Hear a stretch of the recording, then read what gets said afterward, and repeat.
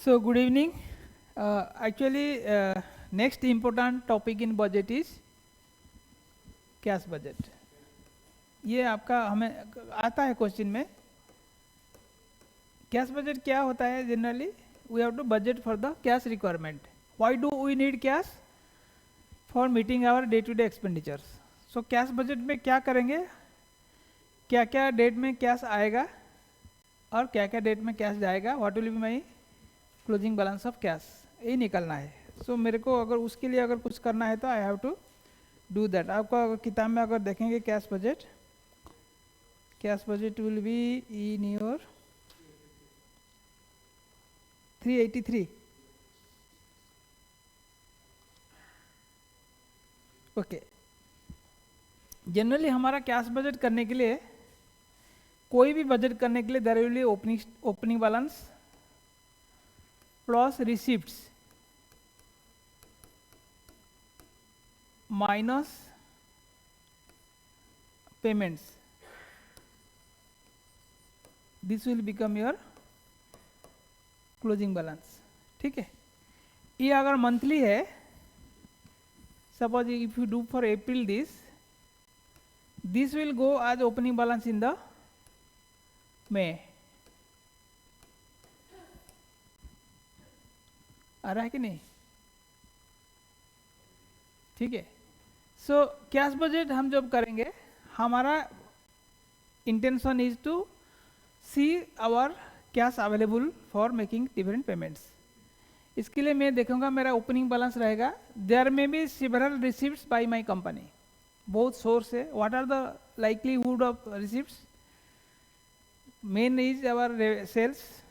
मैं सेल्स करेगा तो मुझे पैसा आएगा. See here cash budget doesn't mean that physical cash. Cash means my rupee coming into my business.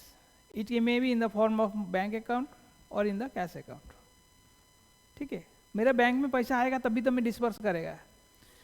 So don't misunderstand that it is cash in physical rupee. It is cash and bank balance together we take as my opening balance. Then what are the receipts likely to come into my account? जैसे कि आपने बोला sales है. Sometimes company gets dividend if they have reinvested the money outside. Suppose हमने कुछ पैसा company का बाहर शेयर खरीदा है, वो डिविडेंड मुझे आएगा. It will be receipts. Dividend. और क्या हो सकता है? जैसे कि मैं कुछ शेयर इशू कर रहा हूं, तो applicants will give me money, so issue of shares.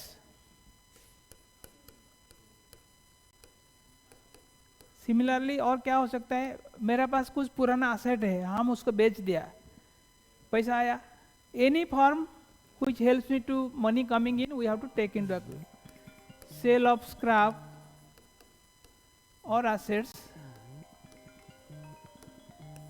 और सब एडमिशन फॉर्म. इंस्टीट्यूट में बच्चे एडमिशन कर रहे हैं, अभी पैसा दे रहा है, that is also cash coming.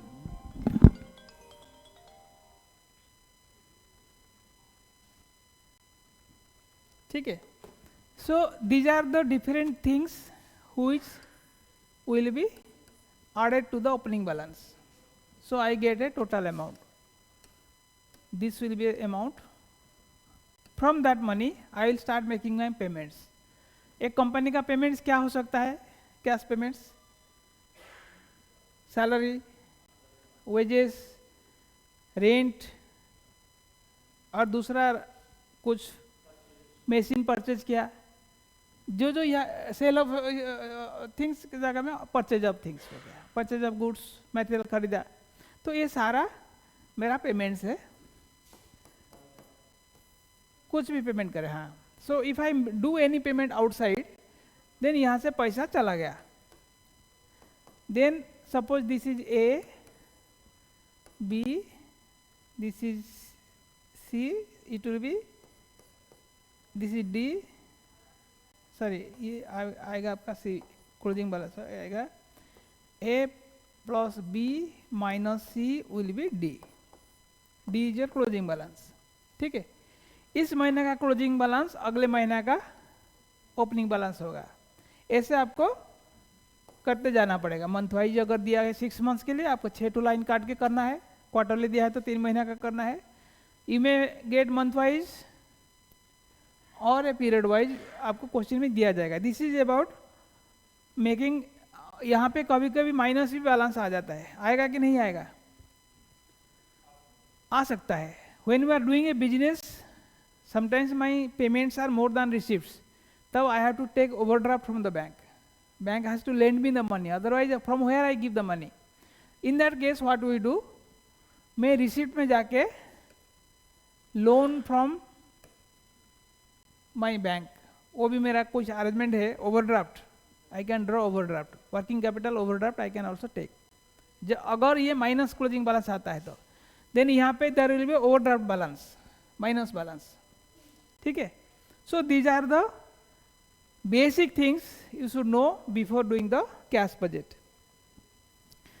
So आपको क्या होता है, why प्रॉब्लम इतना जितना सिंपल दिख रहा है, हमारा प्रैक्टिकल लाइफ में इतना सिंपल नहीं है. We will have some different scenarios. जैसे मैं कुछ सामान खरीद रहा हूँ, मेरा क्रेडिटर जो है they are giving me 2 months time. आप अभी खरीदो, 2 महीने के बाद पैसा देने से भी दे आर ओके. सो उसमें मेरे प्लानिंग करेगा, जो मैं फरवरी में खरीदा है उसका पेमेंट अप्रैल में आएगा, तो I will pay that in April only. कभी कभी क्या करते हैं, सब सैलरी हम देते हैं, सैलरी हम एवरी फोर्टनाइटली या हाफ मंथली देते हैं.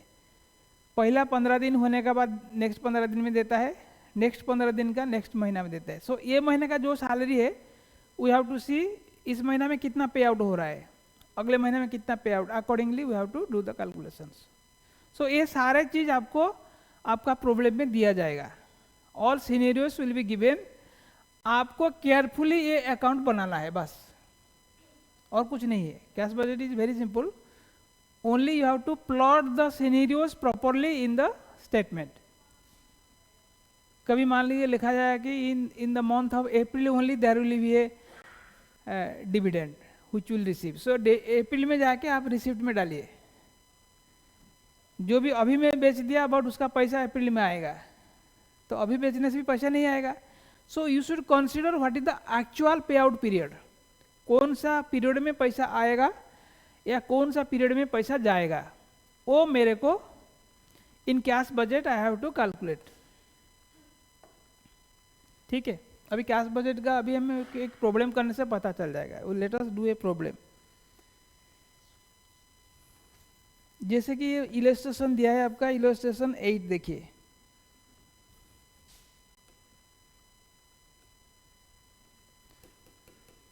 This is example of cash budget. वो बोल रहा है prepare a cash budget for the 3 months ending 30th June 2022. That means मैंने कौन सा महीने का करेगा, 3 months एंडिंग 30th June 2022, मतलब लास्ट मंथ होगा. सो जून, मई, अप्रैल. ठीक है? अप्रैल 2022. सो मेरा this is now cash budget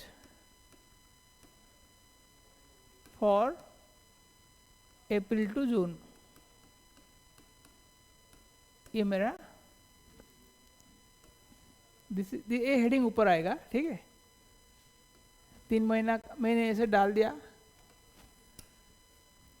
मेरे को इन्फॉर्मेशन मिला है फरवरी से जून तक. I have got some information, sales, materials, wages, overheads. ठीक है? नीचे देखिए बी में बोल रहा है credit terms are sales oblique debtors, 10% sales are on cash. ठीक है? ये मेरा पहला एडजस्टमेंट है. मैं जितना सेल किया है उसका 10% कैश सेल है. कैश सेल में क्या होता है, तुरंत आता है.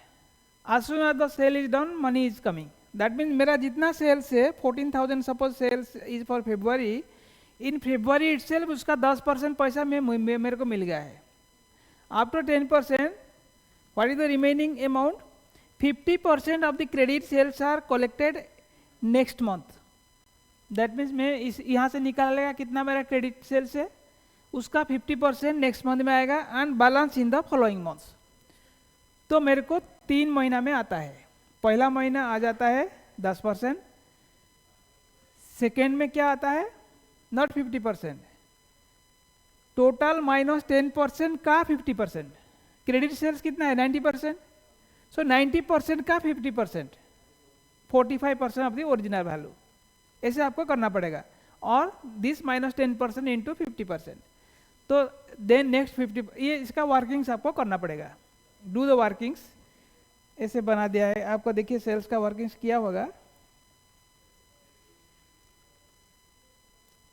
यहाँ पे देखिए लास्ट में देखिए बनाया है computation of collection from debtors. उससे हमको पता चलता है फरवरी का, इसमें मेरे को अप्रैल में 6300 आया है।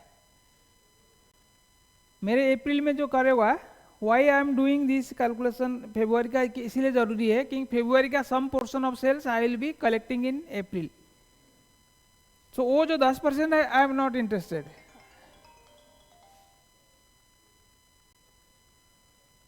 हेलो, हाँ क्लास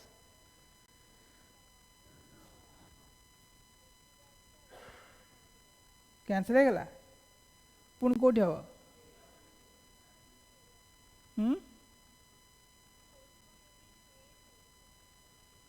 तू आ कौन करू, मे 20 जाए तो किसी करार नहीं, तो पढ़े बसी गुवाहाटी जीव यदि कर दे, पुणी कैंसिल करके गुवाहाटी कर दे।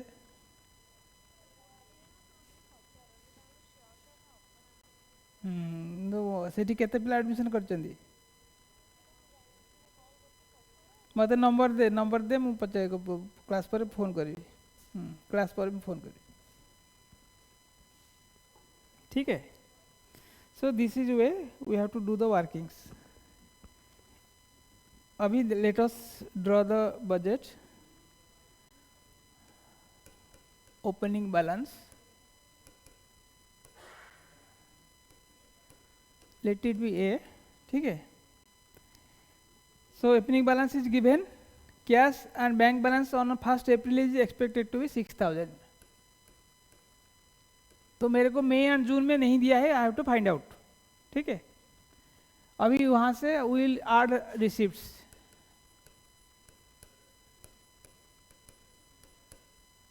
रिसिप्ट्स में पहला चीज आएगा हमारा कैश सेल्स। कैश सेल्स जो अप्रैल का सेल्स है उसी का 10%। तो अप्रैल का सेल्स कितना है, अप्रैल इज 16,000। सो 16,000 का 10% आएगा आपका 1,600।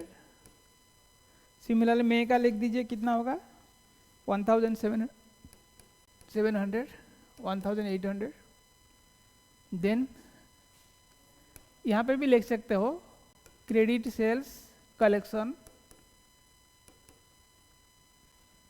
Credit sales collection in April I will collect 45% of फरवरी।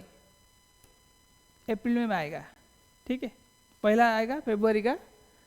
फरवरी का सेल्स कितना है 14,000 का 45% निकाल दीजिए डायरेक्टली।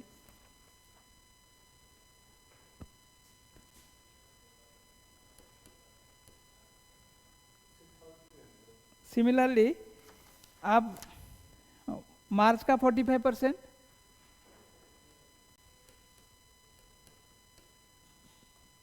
मार्च का 45% निकाल दीजिए।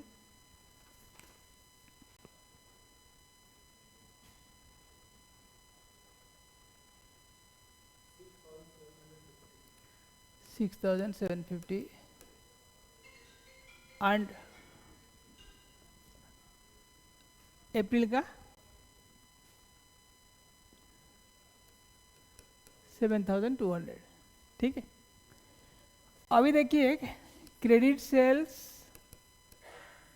Of next month. सो ये दिस वाज द लास्ट 45%। इसमें क्या होगा, इसमें मुझे 6,750 मिलेगा मई में,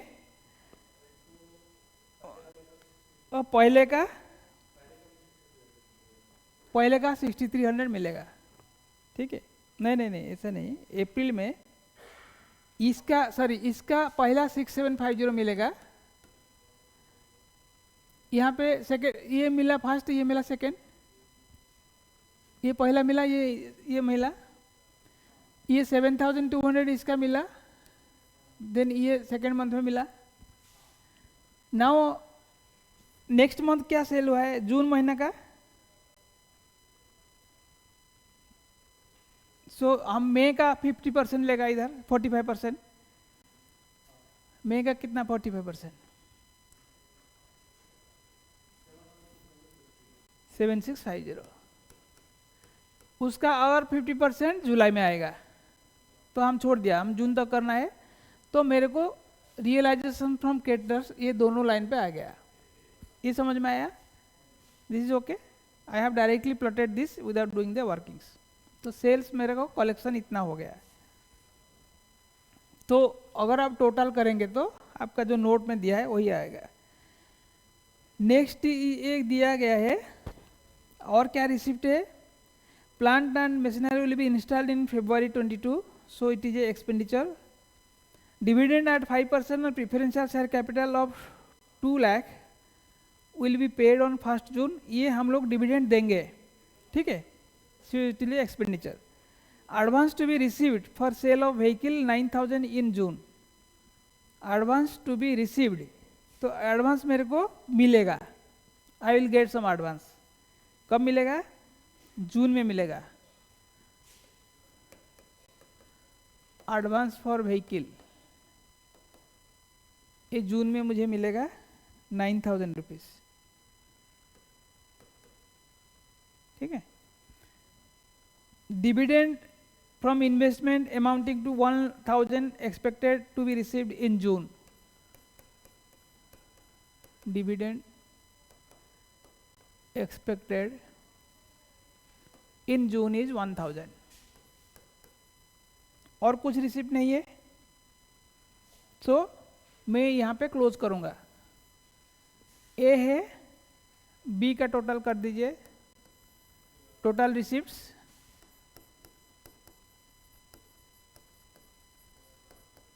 आप टोटल रिसिप्ट भी कर सकते हो, और I can total A plus B कर सकते हो। ए प्लस बी मेरा ओपनिंग था, प्लस ये रिसिप्ट हुआ, ये तीनों को आप एक कॉलम में डाल दिए। मेरे पास कितना अवेलेबल हुआ, ये जो दिया है मुझे, होप इट इज करेक्ट। 20,650, 19,600, 29,650। ठीक है। Now I will come to my expenditure less payments. All payments I am projecting will come here. Projects में जैसे sales is a receipt, materials and wages are, इसमें देखिए, यहाँ पे देखिए, creditors materials are 2 months, so it is nothing written how much is cash purchase, so all purchase is on credit. जो फरवरी में मैं खरीदेगा उसका पैसा मैं अप्रैल में दूंगा। ठीक है। सो मैं material 9,000 6,000 I am paying material payment, we can say 2 months later I am paying. Materials में 2 महीना का टाइम है, सो फरवरी का वाला में अप्रैल में आएगा। सो फरवरी में मटेरियल से 9,600, मार्च में मटेरियल से 9,000, अप्रैल में 9,200 हो गया। Now wages, wages is 1/4 in the following month. So wages के लिए भी आप देखिए कैलकुलेशन करना है। 1/4 next month, what does it mean? 3/4 is this month, current month में आ जाएगा, है कि नहीं? सो वेजेस का जो 3/4 अच्छा इसका देखिए वेजेस देखिए 3000, 3000 का 1/4 कितना है 750. So 750 rupees I will paid in the next month. So April में कौन सा महीना का आएगा, मार्च का. सो इन अप्रैल पहला I will pay 1/4 of March plus 3/4 of April. ठीक है. सो मार्च का कितना है 3000 है, 3000 का 1/4 750 है, और उसका 3/4 कितना होगा अप्रैल का 3200 बाई 4 इंटू 3 2400, 24 प्लस 750. अच्छा मैं अलग अलग लिखा हूँ, आप टोटल कर दीजिए वर्किंग से. अभी देखिए out of 3200 2400 I paid in April, बाकी अब 800 रुपया आई विल पे इन मई महीने का वेजेस कितना है 3600, उसका 3/4 कितना होगा 2700. सो 2700 दे दिया 3600 से इसमें. सो 1/4 इधर आएगा 900 रुपया ना, 900 रुपीज. और इसमें 4000 का 3000 देगा मैं. ठीक है. तो मेरा वेजेस अभी प्लॉट कर दिया. This is my wages plotting. So दोनों मिला के 3150 3500 3900 हो गया. Now overheads. आपको वर्किंग्स करना है. ठीक है. You always do a workings. मैं डायरेक्टली कर दिया है बट आपको वर्किंग्स करना है. ओवरहेड्स के लिए क्या बोल रहा है, overheads is half in the following month. That means इस महीने में जितना खर्चा होगा इस महीने में आधा, अगले महीने में आधा. Half in this month, half in the next month. तो ओवरहेड्स का जो खर्चा है मार्च का आधा अप्रैल में जाएगा. सो 1700 का आधा कितना है 850. सो 850 जाएगा इधर एंड अनदर 850. सॉरी मार्च का अप्रैल में आएगा आधा, और अप्रैल का आधा कितना है, सॉरी मैं गलत लिखा है, ये मार्च का जाएगा 9 नहीं 8350 नहीं जाएगा, 850 नहीं जाएगा क्योंकि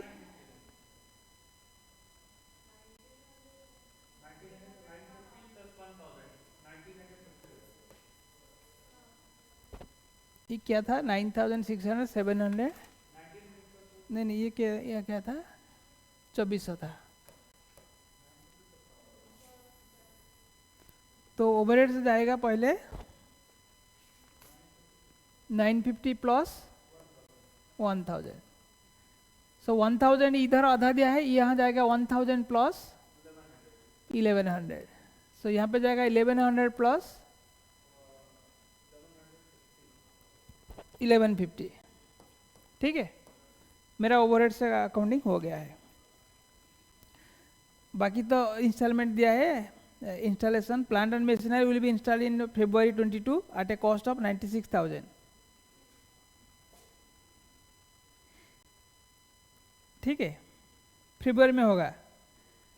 सो ये खर्चा फरवरी में 96,000 ऑलरेडी हो चुका है. ये हमको अभी नहीं लेना है, ये ऑलरेडी खर्चा हो चुका है. But what is that the monthly installment of 2000 is payable from April onwards. So उसका जो खर्चा है अप्रैल ऑनवर्ड्स 2000 मेरे को हर महीना देना है टुवर्ड्स दिस प्लांट. 3 महीना के लिए तीन बार देगा 2000 installment for plant and machinery. ठीक है. Dividend will be paid on 1st June 2 lakh rupees. Dividend ये ध्यान से सुनिए. Dividend at the rate of 5% on preferential share capital 2 lakh will be paid on 1st June. मेरा आउटगो कितना है 5% ऑन 2 लाख कितना होगा 10,000 रुपये. डिविडेंड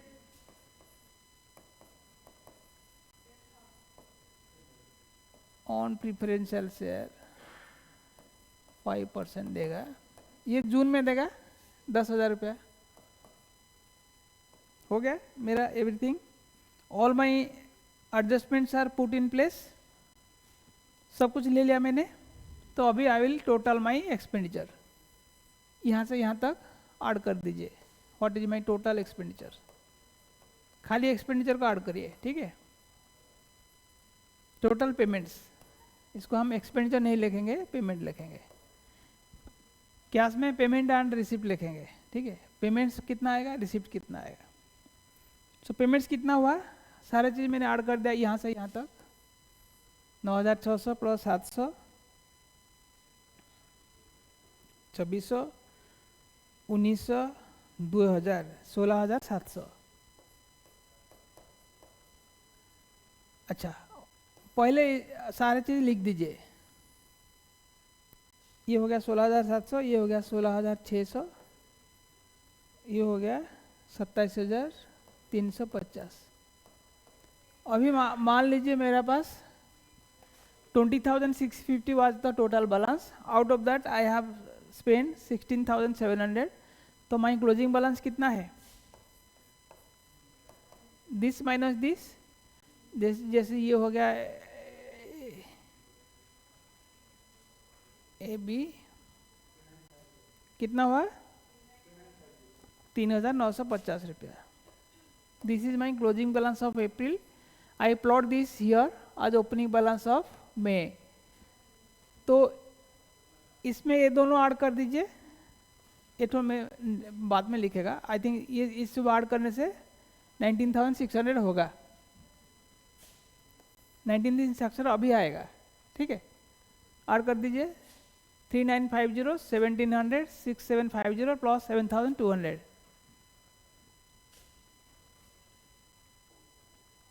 हो रहा है 7,200। तो ये हो गया मेरा। देन मेरा पास 19,600 है कैश, मैंने खर्चा किया 16,600, तो what will be closing balance, minus कर दीजिए 3,000 रुपया। 3,000 रुपया आई एम एडेड आज ओपनिंग बैलेंस इन जून, उससे ये सारे रिसिप्ट ऐड करने से इट शुड कम 29,650। एक बार चेक कर लीजिए,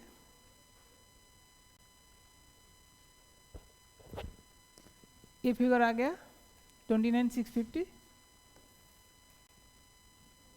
ठीक है। Now 29,650 minus 27,350, so it will be 2,300 is my closing balance, ठीक है। This is how we have to do the cash budgets, ऐसे ही आएगा कैश बजट, इजी है, सिंपल है, but you should not miss any figure, calculation भी गलत नहीं करना है। वर्किंग्स को सेपरेटली बनाइए, इसमें वर्किंग्स इंपॉर्टेंट है। अगर आप वर्किंग्स नहीं लिखेंगे, they will think you have copied from the other students. अलग से मैंने यहाँ पे लिख दिया है दोनों, जैसे इसको आप उसको वर्किंग पे लेके यहाँ पे ओनली द टोटल फिगर लिखिए, जैसे एग्जाम में लिखा है। मेरा दोबारा परिश्रम करना नहीं चाहा, इसलिए एक बार लिख दिया, बट आप लोग को लिखना है, write the working separately. This is how we have to make the cash budget, ठीक है।